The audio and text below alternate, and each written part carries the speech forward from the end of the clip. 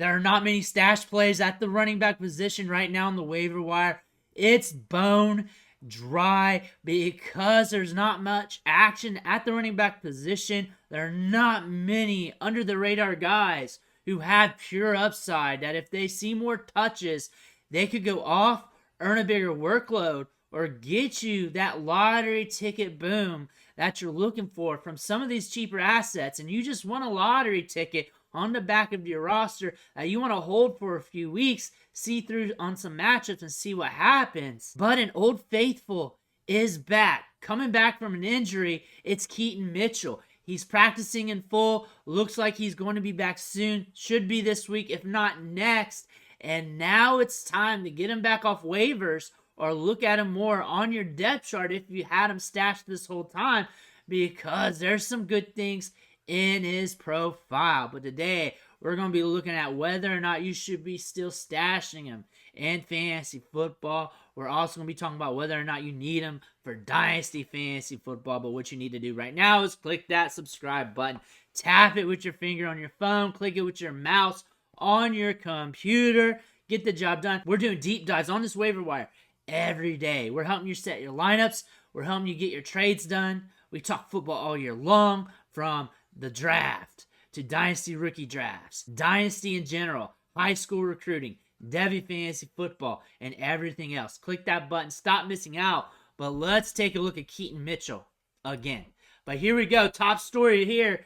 He's practicing in full. He practiced on Wednesday. Looks like he's good to go if he's getting opportunity like this in practice, getting some workload here. We got to watch the Friday practice report, but things are looking good. He was week to week with that hamstring injury. We thought he was going to be out a good bit. Usually when a coach says week to week, that means closer to month or longer than what you wanted to be for a player. So that was very concerning. Usually day to day means week to week almost, and week to week means month to month, and you kind of forecast it like that. But the fact that Keaton Mitchell's back early, that's a good thing. That's a good thing unless he re-aggravates it, but we don't have much stock invested in him anyways. Keaton Mitchell, though, practicing is a big thing, because now we're back on that cycle where we're going to have that ramp-up period, and we're just waiting for him to get his touches. We're waiting for him to get his opportunities. And in looking at the season here, not much, because he hasn't been off IR for too long. Then we had 2 games here. We got 1 touch against Detroit. He caught that ball. He looked good doing it. He was explosive. But that was the game he hurt his hamstring in too. Then we were out against the Cardinals. That was the game we were looking at, like maybe that's going to be his opportunity, because everybody's running on the Cardinals. Matter of fact, Gus Edwards did. He went off last week. Everybody goes off against the Cardinals at the running back position. That could have been his week. Now we're back at the ramp-up period, coming back from an injury, starting to practice again. Things might start off slow again as we're looking at this, but we got to look at the offense as well here, especially the running backs of the Ravens. Gus Edwards has been getting it done. Last 2 weeks, he had over 20 PPR fantasy points per game. He's been trending up. His yards per carries increased over that time, and looks like he's been holding down the workload. Looks like he should be getting the workload, but he's getting a 23% opportunity share. Justice Hill's getting his moments too in the offense, but still, there's some ambiguity here. The running back situation's still a little bit ambiguous. Again, it was against the Cardinals. That Detroit game script was weird, and now we could revert back to what we were seeing prior to those 2 games, where these running backs were off and on, and you did not know what was going to happen with this running back depth chart over the long term of the season, as they were just patching things up with JK Dobbins out and company.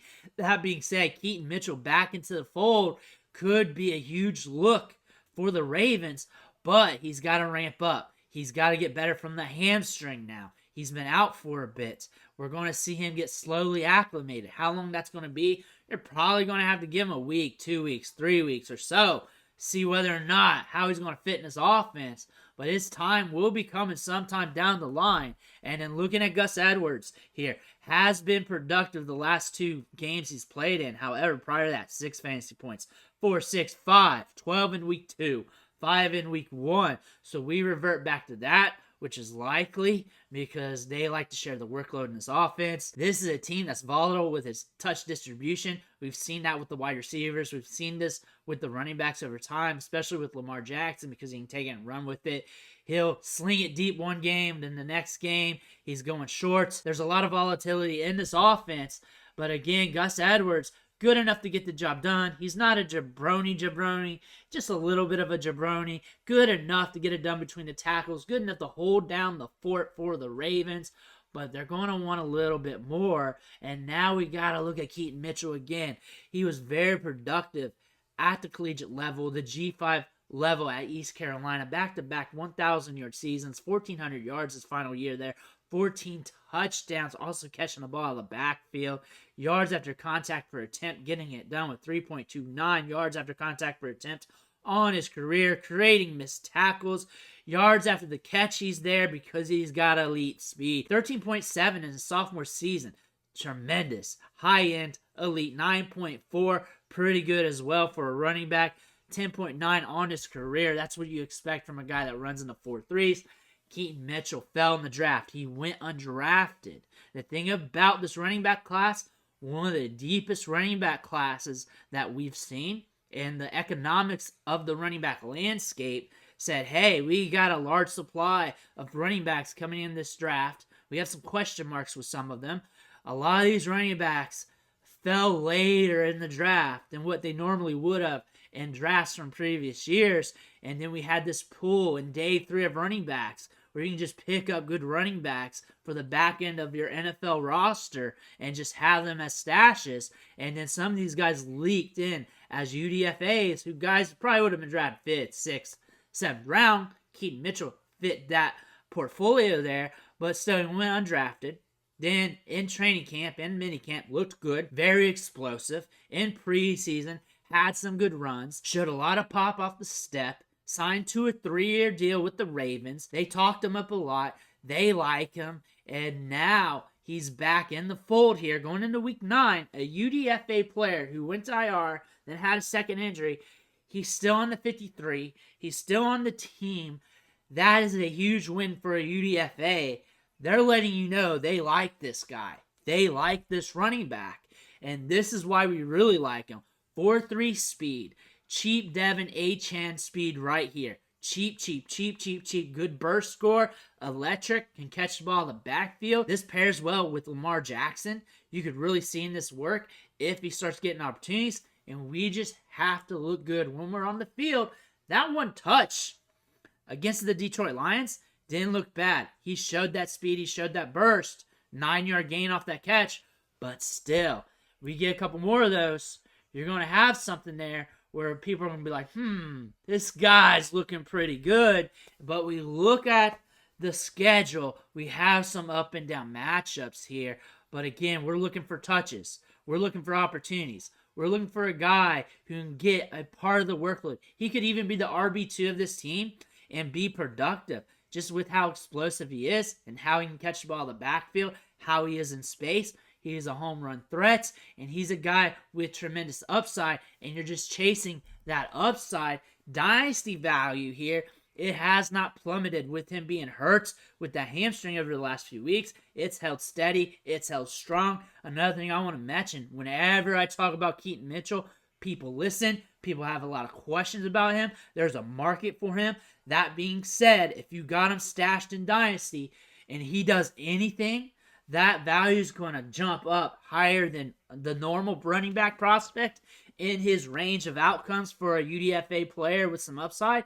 That being said, you might be able to cash out and get a little bit more, maybe a second, maybe a first, depending on what happens, because you don't know. We're projecting out. But considering there's a lot of buzz around him, a lot of people are intrigued with him, a lot of people like him, there might be an exit strategy where you can liquidate him at a higher profit than the average UDFA stash prospect that's on your taxi squad. That's something that I like about this asset here because he's got some upside here. That's more than just the play on the field. A couple good runs, a good game here and there. You might be able to cash out and get a good return on investment there considering he was free. Looking at him, you need him because you need a running back stash. He's a lottery ticket. You want to play the lottery still. We're deep into the season. You got some injured players. You're good with your standard lineup going forward. You got some bye weeks, but you feel pretty good. So you're good handling a stash for a few weeks. However, you don't have the room for this. You don't need him. You don't need him. You don't have the room for this. Good luck to the person who picks him up. Not for me, though. I have enough running backs on my roster. I have a stash already. And the stashes I picked up earlier in the season, they hit. They're providing production. I picked up Puka. I picked up Rashee Rice. I picked up these wide receivers who are doing well. I got Josh Downs. And now I got a good roster here where I just play the matchups with. I'm good at running back. And you know what? I don't need the stash. That makes sense to me. That's good to go. Again, he's a lottery ticket. He's not guaranteed to hit, but you're just sitting there letting him ride on your bench, seeing if that upside strikes, and if it does, you might have a league-winning player there. If not, if you're hurting too much and you need to pick somebody else off the waiver wire, then he's an easy dump as well because you can patch that hole in your drywall, move on, turn and burn the waiver wire, maybe pick him up later because not everybody's jumping to him off the waiver wire. Let me know what you think in the comments below. I want to hear about it. Hit that subscribe button on the way out. I want to thank you for watching. Catch you on the next video.